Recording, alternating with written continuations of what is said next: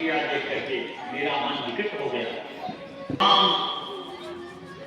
मैं सैकड़ों हजारों वर्षों का पिता बन गया। कहा मैं योग सौभाग्य पुनः गृह त्याग कर गए।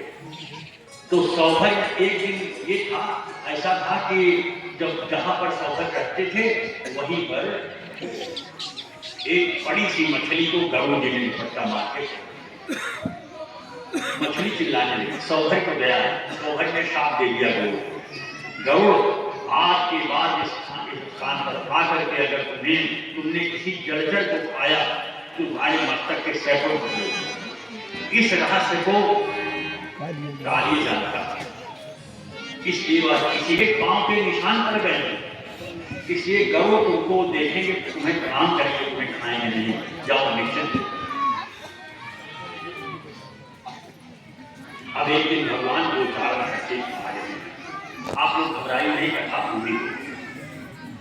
भगवान को उच्चारण करके आगे देखा तो बड़े बड़े काहे खड़े हुए, जो इतना आप पकवान बना रहे हो। नंद बाबा हंसने लगे, बेटा जिस दिन तेरा ब्याह होगा उस दिन मैं वो उत्सव करूंगा, संसार चकित रह जाएगा। अभी आज को हम इंद्र भगवान की पूजा करने के लिए इंद्र को नंद बाबा ने कहा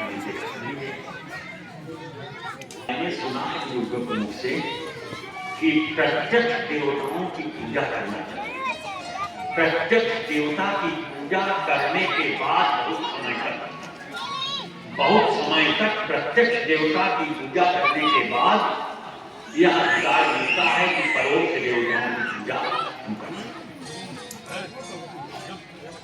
नंद बाबा बोले दादी, तीसरे प्रत्यक्ष देवता हैं गुरुदेव, चौथे प्रत्यक्ष देवता है भगवान सूर्य नारायण, पांचवी प्रत्यक्ष देवता है नदियां, छठा प्रत्यक्ष देवता है हमारे गिरिराज गोवर्धन। एक साधु के सामने बैठे थे, साधु का बात पूछा, बेटा कहाँ जाएगा?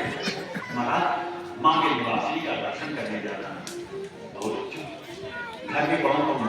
घर में महाराज आपकी दया सब है, हम माँ के दर्शन करने नहीं गया जाएगा। लड़का बोला, काल से 12 साल से माँ बाबू तुम्हारा बोलचाल नहीं से रखोगे तो वरदान तुम मीट न रखना। माता का अपमान करने वाले, पिता का तिरस्कार करने वाले नौजवान जगदम्बा के दवा नहीं मिलेगा।